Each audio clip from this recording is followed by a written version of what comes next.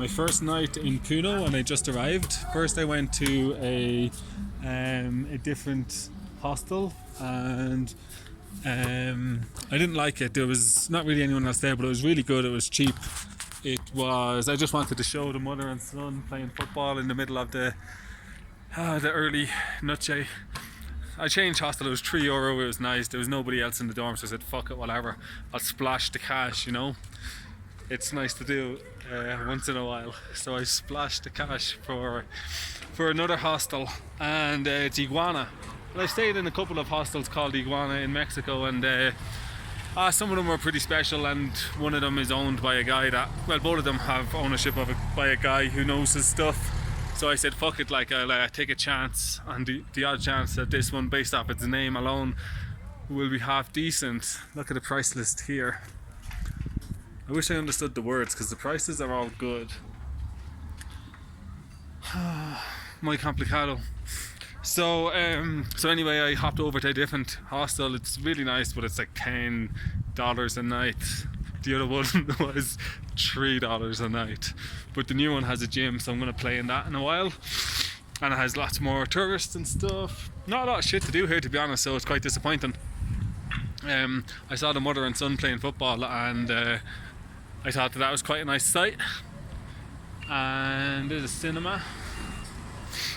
Maybe that's one thing I can do to pass my time in this Puno. It's Lake Titicaca, and it is famous for people coming here to see the lake and the islands.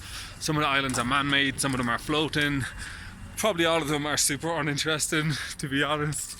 But sure, look, let's not always be honest. When not just. So yeah, I just walked out of the old hostel there. A girl told me there was a good China restaurant to get food for like €2. And she's like, yeah, there's only one. And then like I went down into the centre of the town, there's like 500 China restaurants. So I think there's like 1 million China people came over here a long time ago, sent over against their free will by the Chinese government to work here. And then when it came time to repatriate them, the Chinese government didn't have the money. So the Chinese government just abandoned them here. And the mother and son play football together. But also there's food around where the mother and son are, and that's what we're really looking for.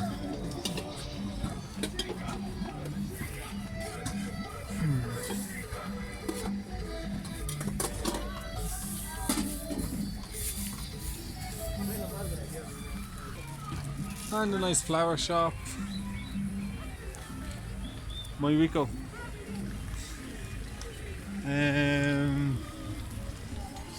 So where to get food? I've seen all these people here selling their food, but it doesn't actually look super good. It's parts of the chicken and stuff that you wouldn't like, for sure. Worst enemy to eat.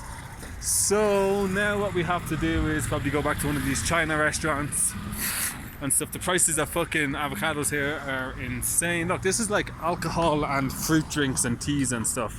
It's all over this country.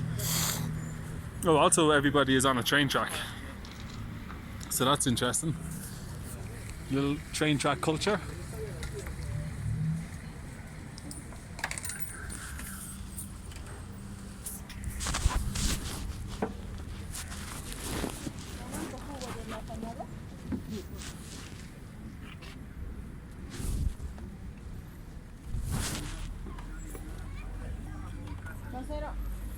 Carne aquí, amiga. Ahí tienes.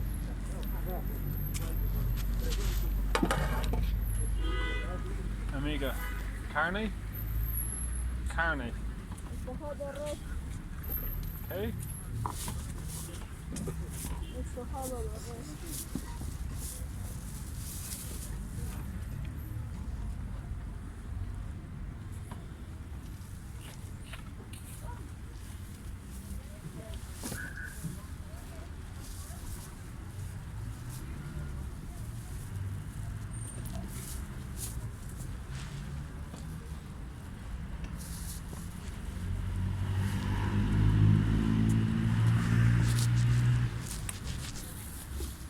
¿Qué es?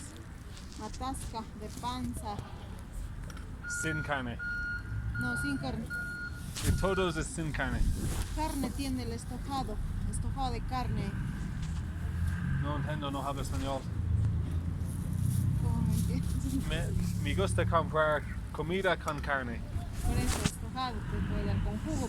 Stefado. Ajá. Stefado. Sí. Es alpaca. De res. Alpaca de res. De res. Es vaca. De Vaca. vaca. Y con qué? Con arroz, con Ah, papas. con arroz, con papa, con jugo. Es 4.50 para todos. Ok, uno, por favor. Ya. So you've heard that it's extremely difficult to actually try and get these people to sell you any sort of food. They are just belligerent in the worst possible sense. But €1.5 is like, 4.5 is like €1. So I'm going to give it a try. And that girl has amazing hair.